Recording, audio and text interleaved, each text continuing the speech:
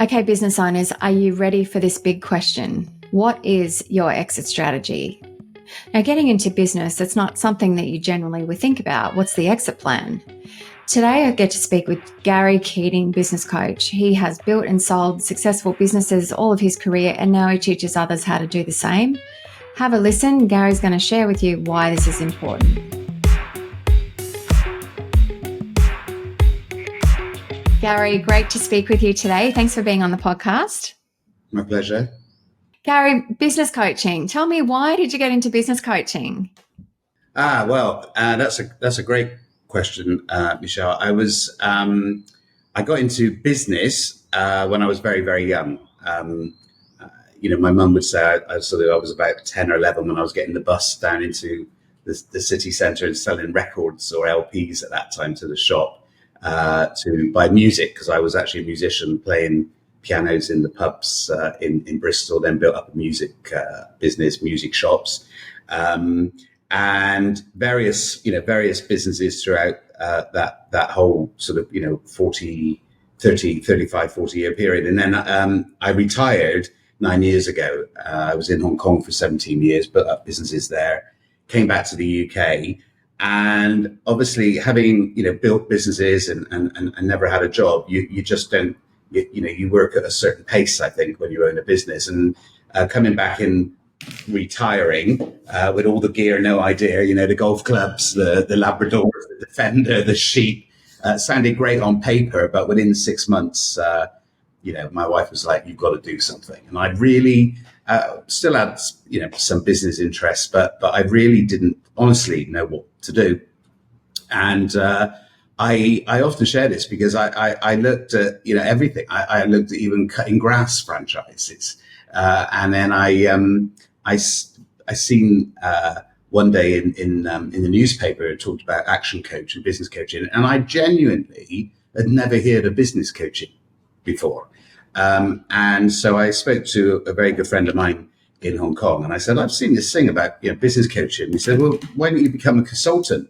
You've been in business all those years. People like to get advice from you." And I said, "I can't become a business consultant because over the years in business, I paid, I don't know, probably hundreds of thousands of dollars to business consultants, and they've written me fantastic reports. But the problem is, as an entrepreneur, I put them in my second drawer and carry on regardless. I never read the reports." So I thought, no, I'm gonna have a look at it. And so ActionCOACH was my first introduction into what business coaching was. And the other thing he said is, "Why do you need to go with ActionCOACH or somebody like ActionCOACH? Why don't you just start the Gary Keating School of Business?" And I didn't have an answer for that at that point. So I went and I looked at a lot of Brad's videos online, went to see Ian and Julie in the UK, and it just blew me away. When what I could see was kind of 35 years of blood, sweat, and ignorance and tears of trying to build businesses right there. And when I seen that, I knew that I could make a difference. I thought, I know that I'd gone back to my hometown where I was born, Bristol in the UK. And I thought, I know that with that framework, which I was looking at things, having been in business those years, and I'm like, oh, that is so obvious. Why did I take that? We hear that all the time, really. We hear that but also not just from our coaches, from, business owners of all the business, maybe failures they had previously. If I just had have known this then. Yeah, because there's a price to pay as well. We did okay. We did very well in business, but there's always a price to pay if you haven't got a framework. So I was like, yeah, I'm in. I'm in. I want to become a business coach. I know I can make a difference, but also I knew that I was going to learn a lot on the way. And my friend said to me again, "But why are you?" Then it was franchise rather than the firm or territories. "Why are you buying a franchise?" And I said, "Oh, that's easy, because I don't want to become the Gary Keating School of Business and that person that waxes lyrical about my experience in business. I want to be able to tell people what's coming down the road. And I don't want to be doing all the research about that. I want a global company like ActionCOACH to tell me what's down there, 1 year, 3 year, 5 years down the road, because I just wanted to be able to get that out and to meet as many businesses as possible. So yeah, I think, as soon as I discovered what business coaching was, and I said at the same time, looked at the Action Coach system, I'm like, wow, I think I can make a difference. I think this is what, I didn't think I'd be working again. But I thought this is the third sort of vocation of my life. So And is this the most fun of all of them? yeah, I mean, yeah, I mean, that's a great question. Is it the most fun? It's the most, Rewarding. I think, It's the most rewarding, right? Like, rewarding, I mean, unbelievably, because you're working with, we've got in our, in our territory, I think about 120 businesses. I don't work with all those businesses, but obviously we have sort of quarterly growth clubs. And, there's something very, very special about building your own company, but there's something even more special about helping somebody else build their company and seeing what a difference, you can, if you try, you can make to their business. So yeah, I mean, it's huge amounts of fun. And it's huge amounts of gratitude, really, of being able to also pull on a bit of the past and say, well, this is what happened to me, but this is what our system says. So put the two together and let's crack on, So yeah, it's good fun. Yeah, great combination. So for business owners listening, Gary, you mentioned something earlier, and I want to just touch on that for a minute. You mentioned business consultant versus business coach. And I think this is really, important for business owners that are listening who think that they would like to engage the services of someone to support them in a particular key area of business. Can you just explain in terms of what's the difference between a consultant, because you talked about the consultant and the reports that just go in the third drawer, and I hear that a lot. What's the difference between a consultant and a coach for business owners out there that are listening? I think with, from my perspective, and I think it's a very sort of talked about topic, and from my perspective, as a business coach, I want to teach somebody, I know it's a cliche, but I want to teach them to fish so that they can, feed themselves forever. I don't want to write them a 30-page report on how they should be fishing today in that river. And that is the difference for me, is not me telling somebody, how it can be done today, or, what the if you want just the pure facts of their situation. We obviously would look at that in coaching, but it's giving them the tools to let them fly. And as a business coach, the reality is they do really well, and then they forget the coach, right? They'll say, look how great I did. And the coach is there looking, yeah, okay, we've got them. We want to get them fishing. We want to get them playing golf. We want to get them learning how to change. Yeah. And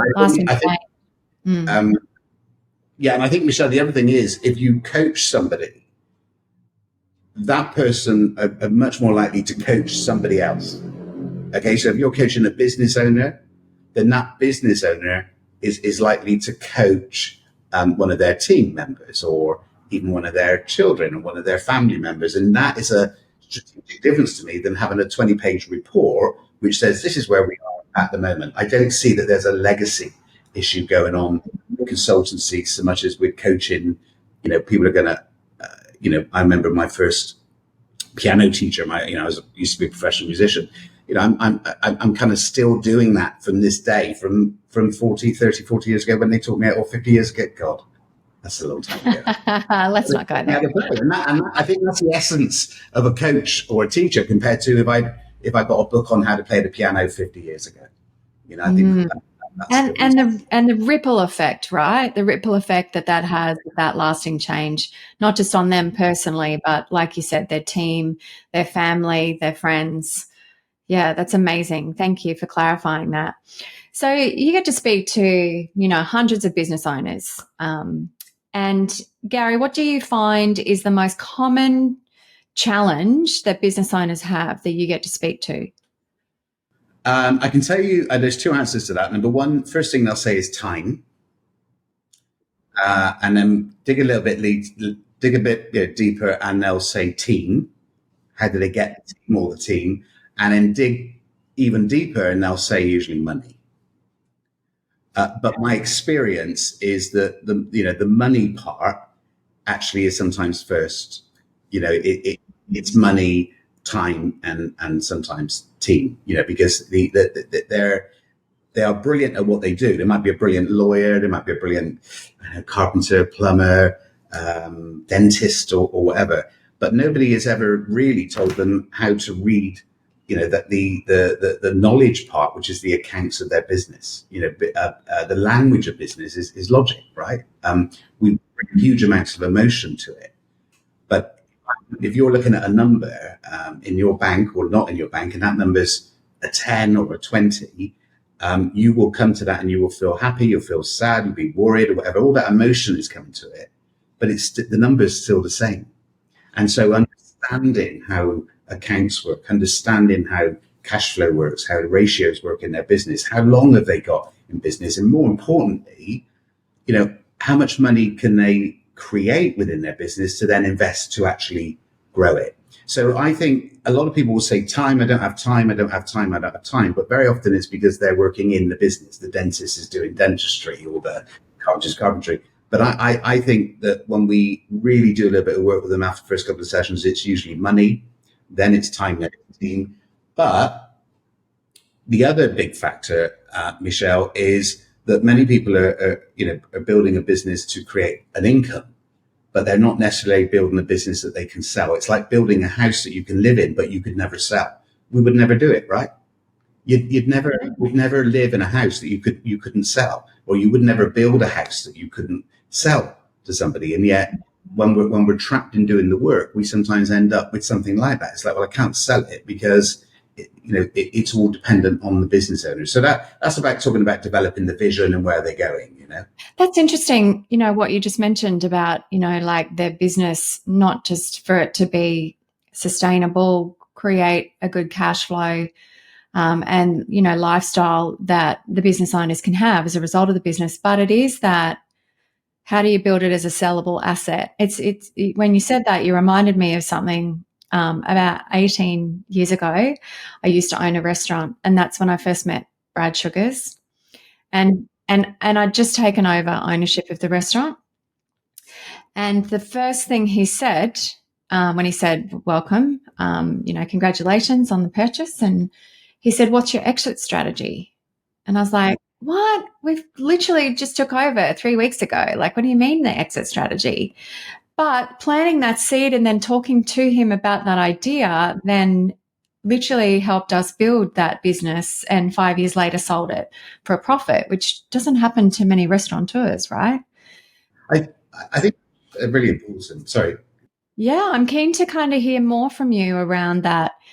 How do you get business owners in that mindset of building their business so it is become a sellable asset? And quite often I hear too from coaches where, business owners come to them for support and assistance in, fixing elements of their business and creating a better cash flow and profit, because they want to sell, but they fall back in love with their business and then don't end up selling. I hear that a lot too. So, yeah. So for me, there's I mean, it's well, congratulations, by the way, and it's great that you did that.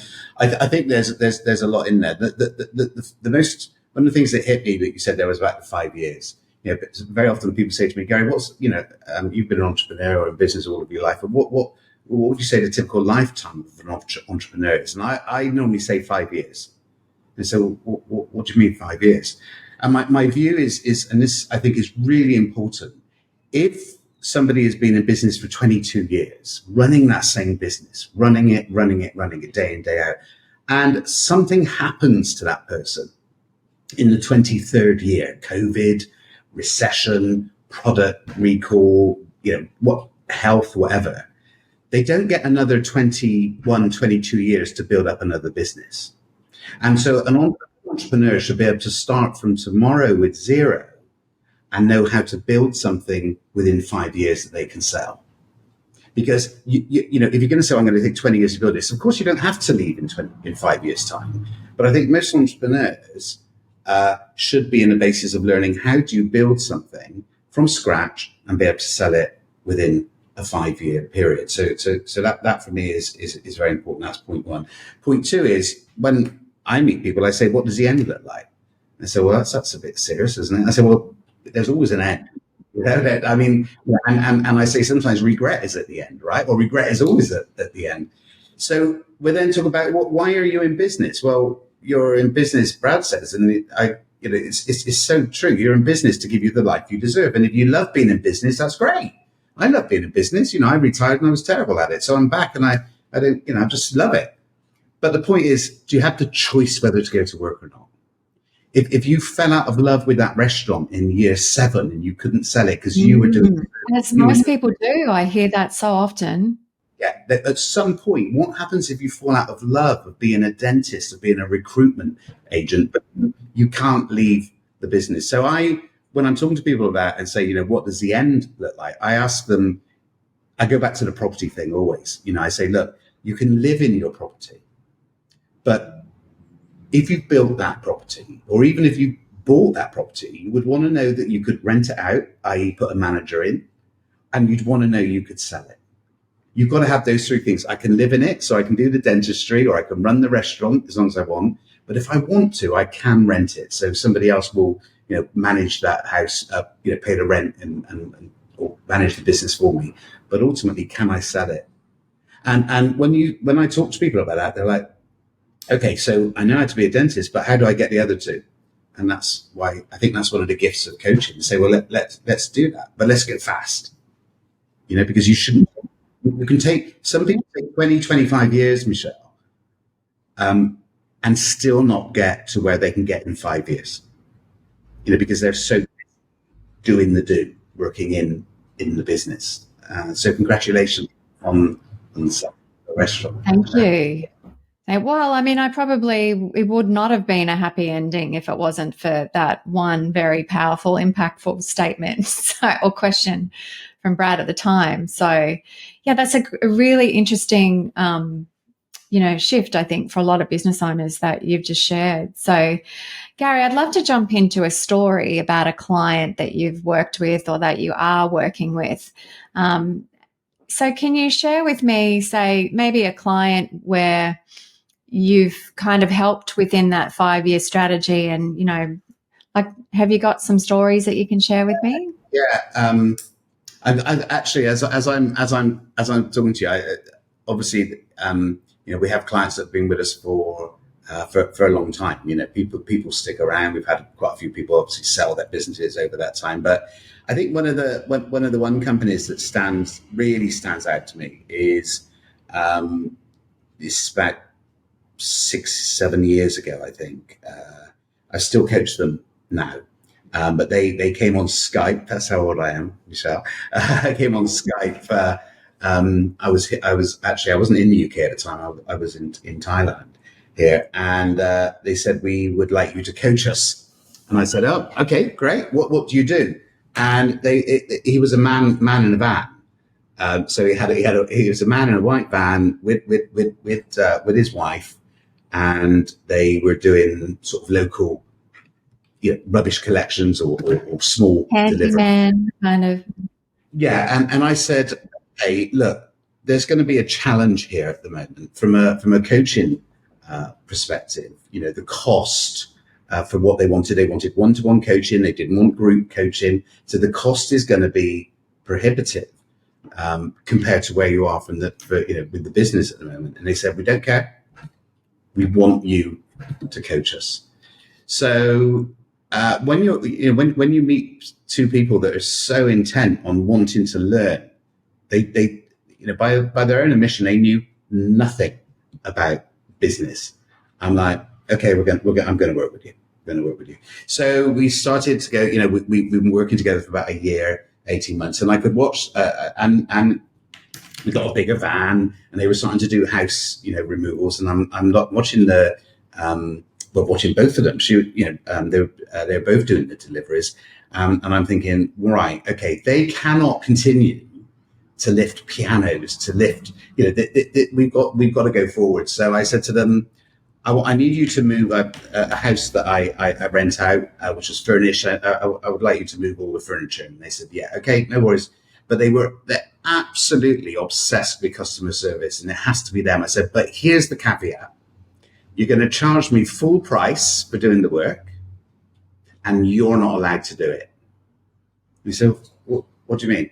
I said, you are going to get, I don't care who, you're going to get somebody to move those properties, to move that furniture from house B to house A to house B, but you two are not going to do it. And they went, okay. And 3 weeks later, he came back. He said, okay, we found it. We've got a couple of guys that are going to do it. I said, you are not allowed to go on that job. And that was a massive, massive break. It was a massive breakthrough for them. They've gone from strength to strength. They were in London about 6 months ago. They won a big award for the Which UK Trader of the Year award. They've got a fleet of vans now, and they haven't lifted a cupboard for about 4 years, I think, now. So yeah, and their absolute growth as a company, seeing what they do videos, they teach, they coach, just seeing them come from, two guys, obviously man and lady in a white van, to where they are now with a whole team, known nationally, was massive. And that breakthrough was like, you're not moving. Wow. It's a franchise. It's a franchise, isn't it? Is it a franchise? That's right. It's going to franchise. I mean, I think we have them here in Australia too. I mean, I know that the brand. Yeah, what a great success story. So, it's, and you get, I mean, there are many situations like that where when I first started coaching, I would meet those small businesses, and you meet, I initially, Michelle, I like to coach the person. It's the person that's important. Is this person coachable? Do they want to learn? And on the other side of it, I think of another company, which is an engineering company, and the father was 63, I think, or 64 when I met them, and he started the business 30 years before. And they had 40 odd members of staff, and he couldn't get out. I mean, he couldn't get out of the business. And within 3 years, we got him out, and actually, the business now is in the process of being sold. The two sons stepped up, but they've really, really grown it. I think they've grown it 4 or 5-fold since, and of course the father couldn't believe it. It could never be done. And now he's in retirement, playing golf, and it was, and as a good coach, it was all his idea. It's always got to be their idea, right? Not the coach's, That's okay. So you mentioned something, earlier about, business owners having the right mindset, and being coachable. For business owners listening, what does that mean? What would that mean to them? I think, look, I'm the type of guy, I've been in business all my life, right? So I always say to people, I'm going to help you as much as I can on the mindset, but I'm a business coach more than a life coach, if you want. And one of the things that I would say is that tough times will never last, full stop, really. But tough times do not last forever. And in business, at whatever level you are, we've had a £500 million sell of a company I coached. They built a business and sold for just over 500 million. But at any level, a business will have tough times. The economy will have tough times. We as human beings in our personal lives will have tough times. But tough times never last. Tough people do. And I don't mean you have to, tough people do last.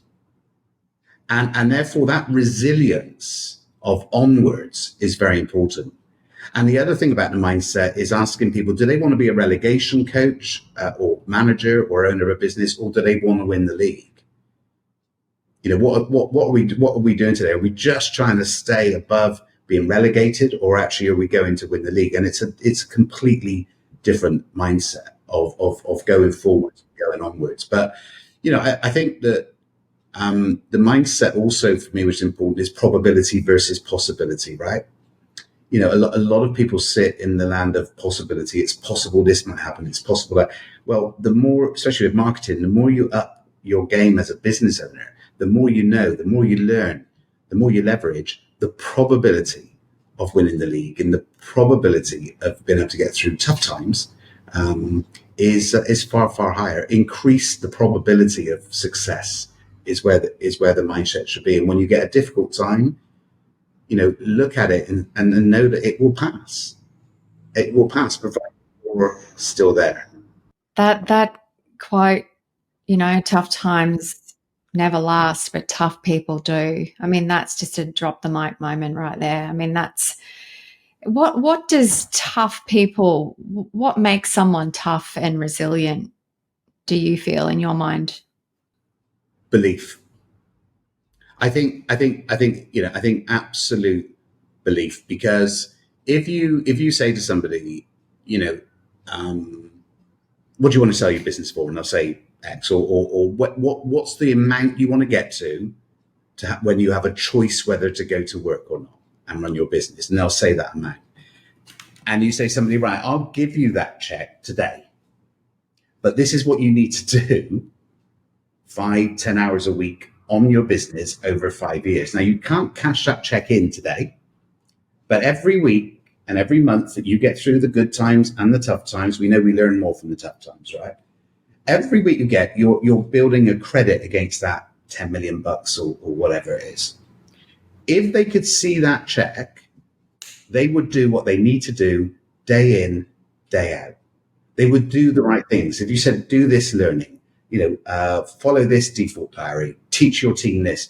But if they can't see it, which of course nobody writes the check at the beginning, it's at the end, they've got to sustain that belief in that business and the belief in themselves. So, it's about, can you visualize, going back to the house really, can you visualize the finished house? Yeah. Okay, well, it's going to rain and it's going to be sunny and people are going to come and they're going to go. And you're going to fill up and you're going to fill down, and interest rates are going to go up and materials are going to be expensive, and sometimes they're going to be cheap, and sometimes you're going to be stuck on one bit of the bedroom or whatever. But eventually, if you know and believe that that house will be built, you'll get there. But you'll be tacking. You don't go in a straight line. Sadly, it doesn't go in a straight line. So I think that the toughness is not about being tough. It's about having the resilience to say that is non-negotiable, and that's where we're going, and then we're going to pivot or tack accordingly to get there, and that's where the coach is going to come in and help you get through that. Look at COVID, Yeah, COVID. and I think a lot of people have that desire for the success that they want in their business, and they have the toughness or determination of they're really clear on what they want. But it's those things that do happen that often throw you, left of center. And when they all start piling on top of each other, you really just sometimes want to throw your hands in the air and say, I'm out.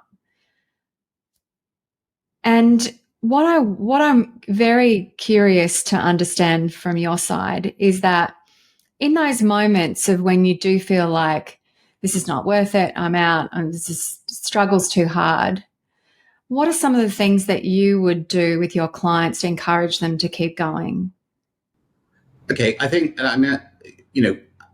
there's for me, there's a very, very small little gap or overlap, if you want, of the two most important things every day. Okay, so look, why do people have a lot of fear around life or business? I don't know, but what I've noticed in myself is if I have a fear, it's either that I'm going to lose something I've got or I'm not going to get something I want. Past or future. I'm going to lose something I've got or I'm not going to get something that I want. But right now, you've got to look at where are you today and what can you focus on. Set the goal, what can you focus on? And those two things are, number one, can I control it? So many people in business are focusing that if you want sort of slivers is that they're focusing on things they can't control. You can't control people, places, or things, cannot. But you can control your actions, your reactions, that's the big one, and your mindset. We can control those three. And the reactions, that's where the winners are. But you can't control people, places, or things. So that's that one. Now over here, what you've got to combine it with is what is important. So when something happens, you say, well, if I can control that, but hold on a minute, is it important?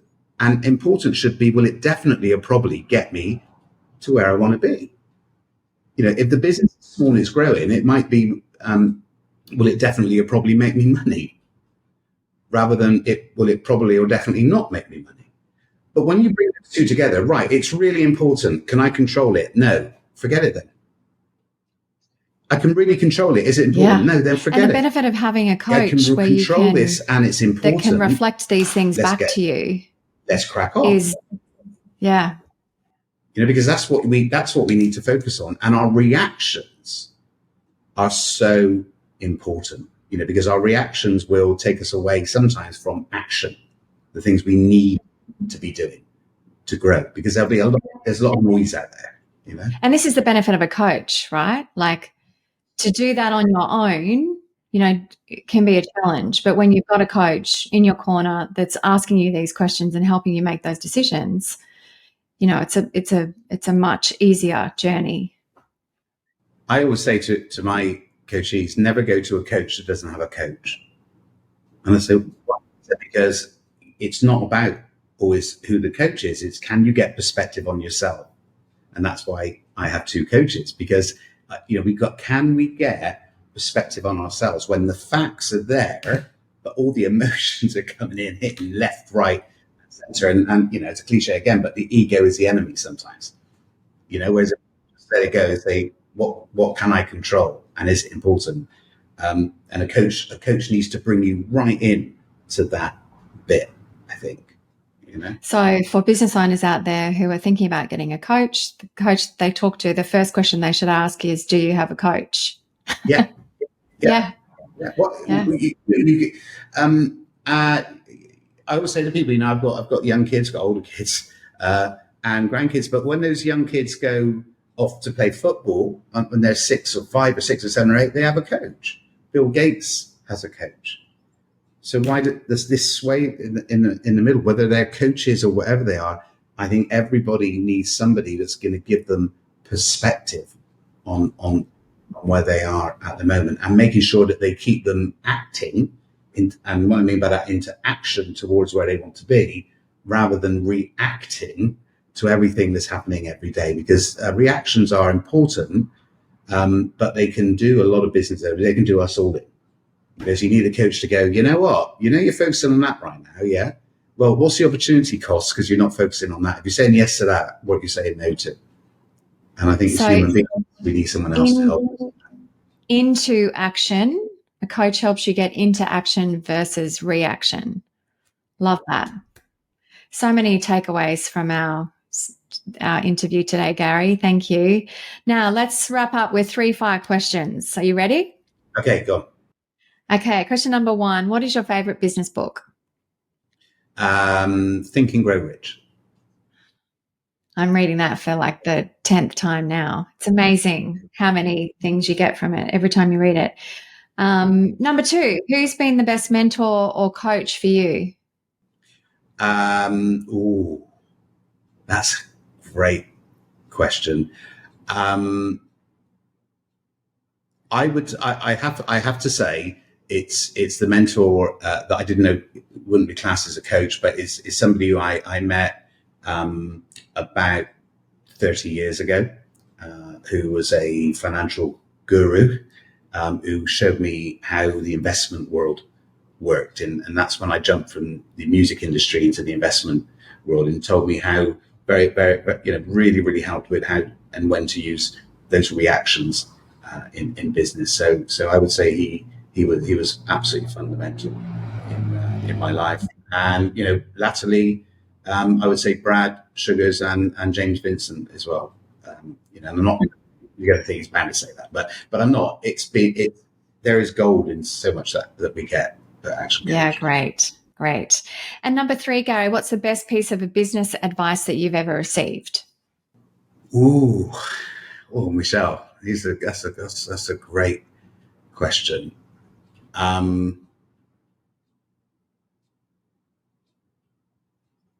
I can't put it in one line, but I'll describe it if I can. Is rock bottom is a really, really nice, solid place to be. And so if you're having trouble and you're like, wow, this is massive, and you feel like you're rock bottom today, is like, great. So what are we going to do today then? Because all those days come together. And like I said, this too will pass, whatever we're going on. And it's that rock bottom is a lovely, firm place to be.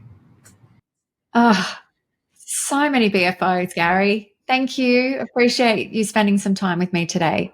It's my pleasure. Thank you. Thank you. Take care. Michelle Adams, your host here. Hats off to you for committing to your learning by listening to this podcast. And if you'd like some help implementing some of these strategies, then click the link in the description to find your local action coach. They can help you put these strategies into action and take your business and your life to the next level. In the meantime, like and subscribe so that you're the first to get our next episode. We'll see you soon.